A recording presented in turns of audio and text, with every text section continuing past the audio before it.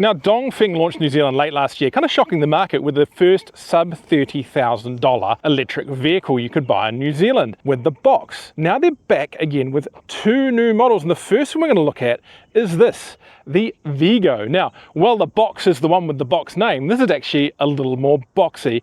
Let's go have a look around. Now, our particular test car has been optioned up a little bit with the roof box and a few other things, but you can actually get one of these at launch for $37,990 with the panoramic glass roof thrown in. That's normally going to be $1,500, so theoretically you're saving $3,500 at launch. And I think it does look really good, particularly in this green. This green's a $495 optional color, but does make it look really lifestyle-y and off-roady. And you can see that with the big plastic cladding along the front and along the sides. Got these relatively chunky wheels in there with Wanli tires. It's a new brand I haven't seen of before. And yep, these are plastic covers on the wheels as well. Those are 18-inch on there. Now, there is no frunk. There is space for one, but they haven't put one there. We have the DC and AC charging point here, 6.6 kilowatt AC. And the DC, they haven't really stuck to a number, but research I've seen says it's about 160 kilowatts, which is kind of crazy. And I'm going to be really keen to put this to the test when I see it. Now, we have 4 cameras around the car to give you a 360-degree camera. We have nice door handles, again, like the Atto 1. These are aero, but they're not clever. They just work.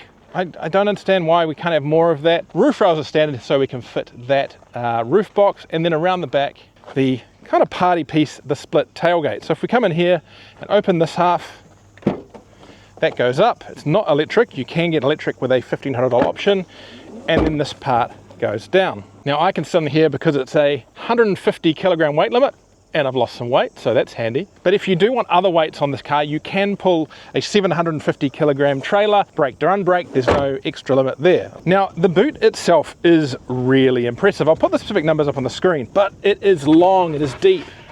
Move that floor out there, you've got a huge amount of space. You can put that up to multiple levels. That really works, but almost as impressive as what you can do when you fold those 60-40 split seats. They go down, you get a 2-meter load length when they are down. Even the front seats can fold as well, and they will sell you an air mattress to go in here, and there is a camping mode, so you can sleep there with your vehicle to load, all those sorts of things. So one thing I would notice is that the seatbelt tethers are hidden down quite low below the floor there, so if you are changing seats, you have to remember you have to move that floor to do it. Let's check out the back seat. Does it pass the Richard test? Absolutely. That is a heck of a lot of space, considering that's set for me in the front. In fact, that's probably second only maybe to the BYD Atto 3 in regards to rear seat space. And I've got heaps of headroom. If I close the door, yeah, plenty of shoulder space as well. It does feel a little cheaply finished parts of the back, but not too bad. It's all soft up here. The speakers are cleverly hidden in here with the ambient light into the vinyl. In the back, we do have a vent, single vent, and we have a single USB port and a cubby. Nice flat floor down here as well. Do we have an armrest? Yes, we do, with cup holders. Little nice notes that it's a Chinese car. And one thing I would notice for those people is that they are electric door releases as well. There is a manual release down there in the cubby hole as well. And again, gotta love a glass roof, even when there is a roof box up there. Oh, and also a note, rear grab handles. Okay, now in the front, you get quite a slimline screen in front of the driver there. You get a far bigger screen up here. And the software is pretty familiar to most Chinese cars. So you know, the buttons are quite kind of chunky, and it does feel a little bit low res almost. So interesting there, but you know, all the usual features that you'd expect from this kind of thing, except for one. You do get Apple CarPlay, but you don't, as standard, get Android Auto. You've got to pay extra for that, and it comes in the form of a dongle and some coding in the system. I don't think that's good enough for Western markets, to be honest.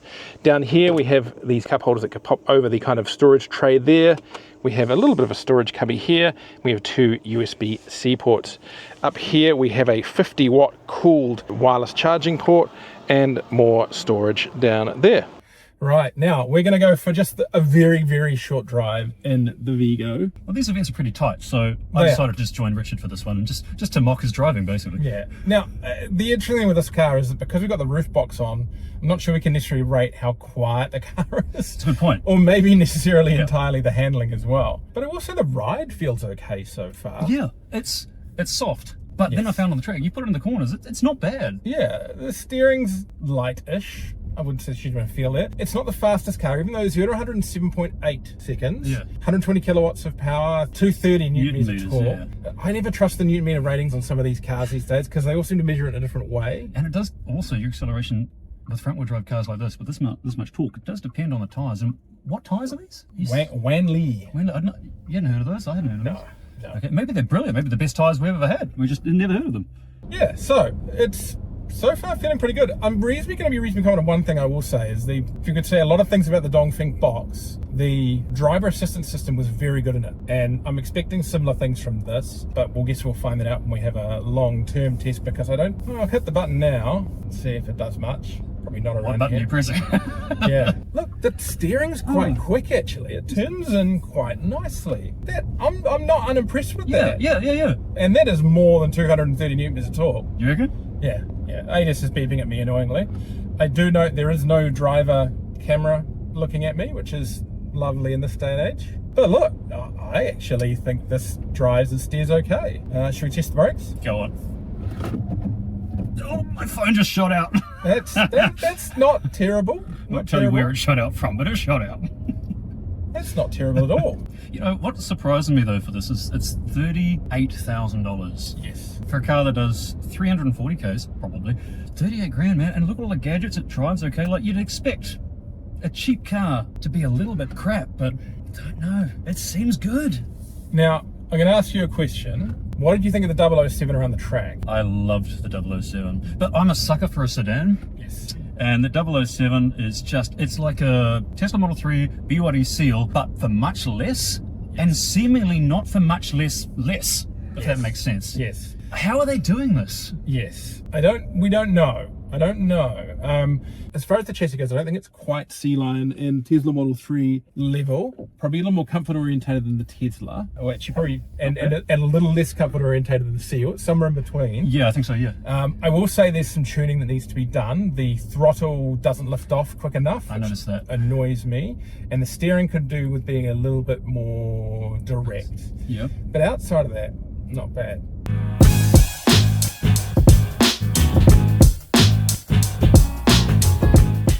All yours. So it's in sport mode already. Leisurely. Let's see what you and then hard on the brakes. Beautiful. Good job. It's going to stop shorter than the 007. Probably a bit less speed on. And then obviously the next one up here will do that swerve and avoid. Yep. It's about 65, 70 k's an hour. Easy. When you get the first go and slam the brakes on, go for it. So building that speed up. Holding that, keep going, brake, that's it. Easy as, look at you go. Cool, and then this one here we can stay on it for a bit longer as well, all the way to start rolling out of it just before the 100-meter board, so come to a stop here. No 0 to 100 timer on this one? No 0 to 100 timer, no. All yours and you're ready. That's it. So you can stay in it, don't worry about stopping in these cones, keep on going. No, I made 100. Look at you go. 112, that'll do. Cool, and then feel free to just roll straight into the this slalom, since you've seen where it all goes. Yeah. I feel like you're trying to speed up the process. No, not at all. Nah, it's probably better for you being able to go with a bit of speed. And then back over to the right, nice. That's it, back over left, good. Back to the right. Oh, look at that. Using those tyres up. Rotate it. Beautiful. Bit of stability control as you came in there. Just as you flicked it, I felt the rear stability just kick in just a little bit. I thought that was something rolling around the boot. Nah, it's definitely stability. I felt that crunch as you came over onto that wheel, so that's cool. Fair enough. That's the Vigo. Now for the car that probably wasn't named after a British spy.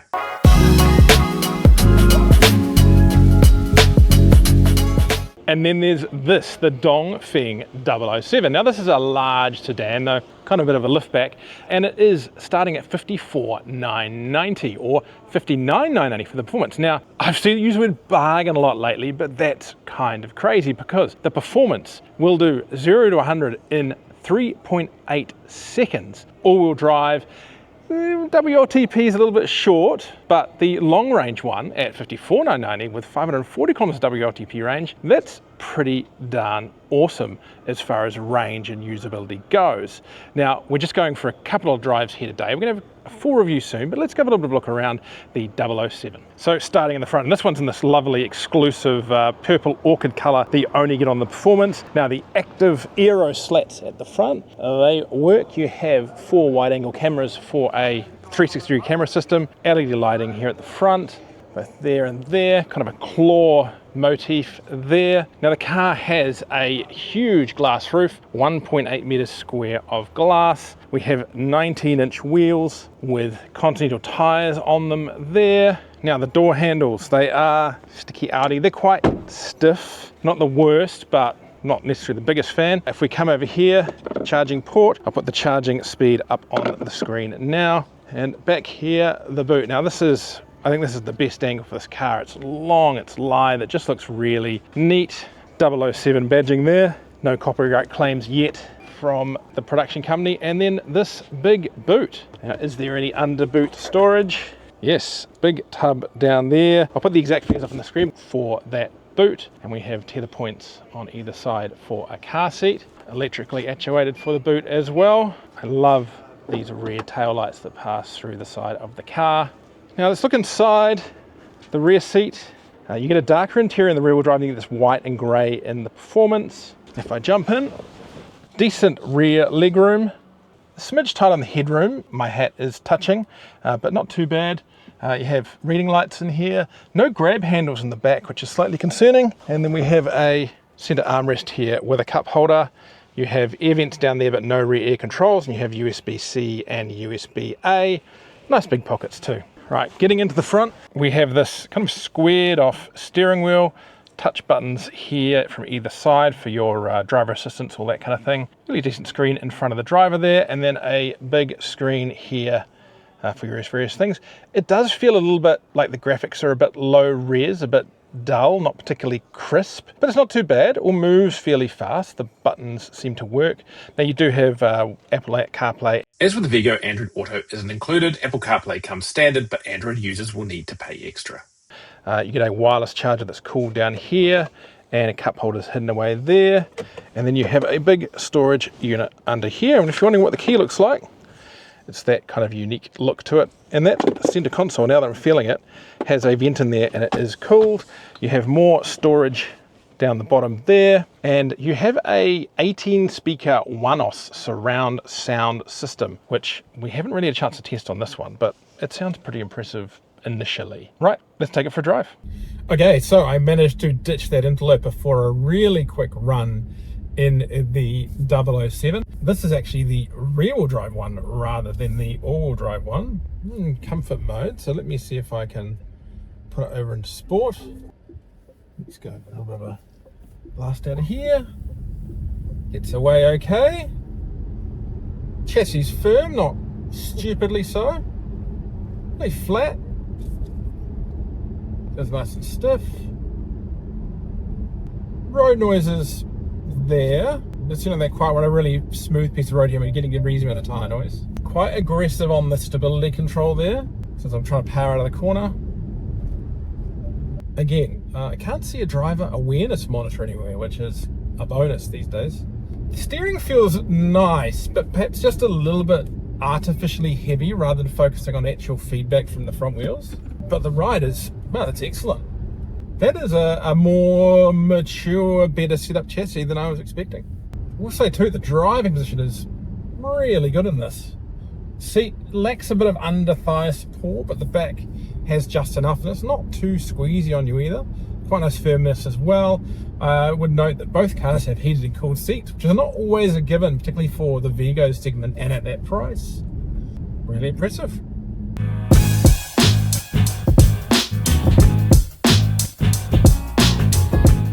Cool. Yeah, when you're ready, good to go. So up to 70 k's an hour, hold it at 70 for me. That's it, hold it right there. Brake hard. Perfect. Lovely work, perfect. This will count you down. Yep. All right, we'll give you a 3, 2, 1, go. Accelerate up to 100. We'll get there well before those cones. Once you get the cones, just sort of ease off for me and cruise down to the next one. Cool, you ready? Yep. Perfect. All right, 3, 2, 1, go. Lovely. There you go. New record. 3.53 seconds, nearly half a second quicker than Dongfeng's own claim of 3.9.